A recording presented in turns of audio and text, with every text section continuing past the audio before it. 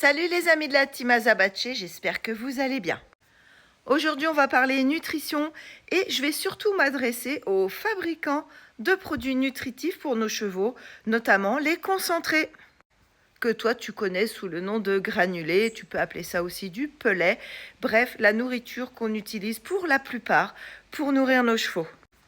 Ma première question déjà c'est: comment tu fais pour avoir un seul et unique aliment pour toute une écurie, sachant que chaque cheval est de races différentes, alors sauf dans les élevages monolithiques bien entendu. Mais bon, les activités sont différentes, les pathologies sont différentes, les races sont différentes, donc de par déjà ces premiers trucs, je vois pas comment on peut arriver à avoir un seul sac de granulés ou maximum 2 par écurie. Je me pose la question parce qu'en fait, moi, pour chacun de mes chevaux, je ne trouve pas la formule qui correspond à chaque cheval, la formule précise, dans chaque gamme. Donc, je suis obligée de commander chez différents fournisseurs, différentes gammes. Tout ça pour ne pas m'improviser apprenti chimiste, parce qu'en ce qui concerne tout ce qui est sels minéraux, vitamines, oligo-éléments, bien entendu, je n'ai pas de laboratoire à ma disposition. Tout ce que je peux faire, c'est une prise de sang de temps en temps pour voir si mes chevaux sont bien équilibrés. Mais est-ce que je leur donne correctement des rations tous les jours en dosant par moi-même? Alors là, j'en doute. C'est la raison pour laquelle je cherche des formules déjà préétablies et les plus ciblées par rapport aux chevaux. Ce qui n'empêche pas de temps en temps de compléter avec des cures de magnésium ou des cures d'huile de lin ou de graines de lin cuites. Bref, on peut rajouter des choses ponctuellement dans l'année. Mais je te parle vraiment de la nourriture de fond de nos chevaux. Si tu me suis depuis longtemps, tu sais que, bon, de base, je suis palefrenier soigneur, mais que tous les ans, je réétudie mes rations. Bah oui, parce que tous les ans, mes chevaux grandissent et que je vais déterminer ce dont ils vont avoir besoin au cours de l'année, en tenant compte de la saisonnalité, des pathologies des uns et des autres. Et bien sûr, tout ça, on le règle aussi aux petits oignons au fur et à mesure.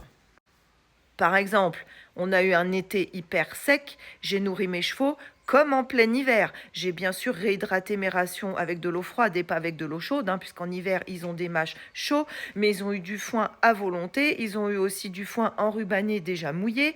Bref, les choses ne se sont pas passées comme prévu en général, puisqu'ils sont censés consommer l'herbe de nos prés en suffisance. Bon, bah là, ça fait plusieurs années que, monte là-dessus, tu verras le Mont Blanc. Alors une fois que les analyses de mon foin sont revenues, c'est là où je vais pouvoir établir des doses précises. Mais en amont, j'ai besoin des documents techniques de chaque fournisseur de granulés. Et je t'avoue que pour certains fournisseurs, c'est complètement difficile à trouver. Alors je vais te faire mon classement pour moi de ce que je préfère en fait en termes d'alimentation. Encore une fois, c'est adapté à mes chevaux, je ne suis pas sponsorisée.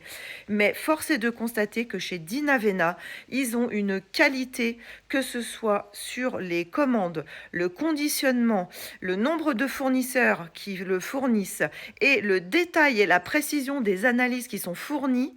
Tu peux les trouver sur le site internet ou directement sur les sacs. Et franchement, là, tu peux tout comparer. Oui, c'est important pour les fournisseurs de laisser l'accès à toutes vos fiches techniques à des gens comme nous ou à d'autres qui s'intéressent aux compléments de nos chevaux, tout simplement parce qu'on a besoin et on ne va pas commander un sac à chaque fois de chez vous pour pouvoir lire l'arrière du sac ou peut-être ça figurera même pas dessus. Par exemple, Red Mills, il n'y a pas tout le détail. Je suis désolée, il nous manque des tas d'informations par rapport à Red Mills. Il en va de même pour une autre coopérative. C'est la fourniture Equigold. Equigold, tu ne trouves pas, notamment vitamine A, vitamine C, les oligo-éléments précis. On te dit qu'il y en a, mais on ne te dit pas dans quelle proportion. Donc, j'ai demandé une fiche technique à tous ces gens-là. Bon, certes, il y a eu le week-end d'entretemps, mais au moins, mettez-nous des liens, mettez ces documents à disposition parce que franchement, les seuls jours où on peut travailler tranquillement posé sur un bureau pour analyser toutes les rations, on a besoin d'avoir ces éléments-là. Alors, l'équipe Equigold a proposé de me retéléphoner. Mais le problème, c'est que moi, par téléphone, qu'est-ce que tu veux que je fasse? Avoir une commerciale qui va essayer de me convaincre qu'ils vont trouver le meilleur aliment pour mes chevaux en fonction de ce que je vais leur donner, alors que non, ce n'est pas ça que je veux faire. Je ne suis pas là non plus pour réaliser des économies substantielles. Je suis là pour nourrir mes chevaux vraiment à la pointe de ce dont ils ont besoin. Et là où on va encore revenir sur nos besoins, c'est que les étalons sont tellement oubliés, ainsi que les chevaux entiers qui ont des besoins particuliers, notamment ils ont besoin d'avoir des protéines en suffisance, c'est-à-dire beaucoup plus que 11 ou 12%. Il faut au moins 14% de protéines pour un étalon ou un entier, qu'il soit ou pas en activité. C'est pour maintenir sa masse musculaire et même s'il ne travaille pas. Parce que souvent, ils sont en hypervigilance par rapport aux chaleurs des juments. Je ne te parle pas de l'entier froid, placide, qui va réagir exactement comme un hongre. Non, je te parle d'un entier typique qui va jouer avec les dames quand il va les voir, qui va vouloir garder son pré ou son écurie ou son manège ou entrer en représentation dès l'instant où il y aura des filles. Eh bien, ce sont des chevaux qui ont besoin d'être stables à beaucoup de niveaux. Et ils ont également d'une alimentation qui va être un peu plus pauvre en sucre immédiat ou comment on dit déjà, plutôt avoir des petites choses qui vont les calmer, qui vont les détendre. Ça peut passer par des plantes. Des fois, il y a des rations où tu as déjà de la camomille dedans. Voilà. Pour mon papy, par exemple, qui a 20 ans, 21 ans, qui souffre de douleurs chroniques, tu peux trouver des formules où tu auras déjà de l'arpagophytum dedans. À ce sujet, je félicite d'ailleurs, c'est Lambay, l'entreprise Lambay, qui laisse également toutes les fiches à disposition. C'est comme ça que j'ai choisi pour mon petit papy cette gamme senior chez Lambay. Autant te dire que chaque cheval va avoir une alimentation d'une marque différente. Pour ma jument, c'est moins compliqué. Il y a beaucoup d'élevage. Donc, moi, je vais rester d'Inavena parce que ça correspond à ce que je cherche pour elle. La gamme poulain, en revanche, bah, c'est pareil, hein. On a besoin de savoir ce qui compose la gamme poulain ainsi que toutes les vitamines. C'est là-dessus souvent où le bas blesse. Vitamines, oligo-éléments, sels minéraux. Eh bien, ce n'est pas noté partout. Bref, tu l'auras compris. Pour bien choisir tes rations, tu as aussi besoin de savoir, bon, évidemment, la provenance des aliments, c'est toujours bien quand c'est sans OGM, mais que par-dessus, tu aies le détail. Parce que à quoi bon rechercher à faire des prises de sang ou rechercher un capital osseux plutôt long si tu n'as pas les données? Qu'est-ce que tu veux dire à ton vétérinaire, puisqu'on commence toujours par l'alimentation? Et si la science a permis certaines choses, c'est bien l'étude des aliments pour savoir l'effet sur le corps des chevaux, puisque maintenant il y a 30 ans de recul facile, hein, sur les aliments.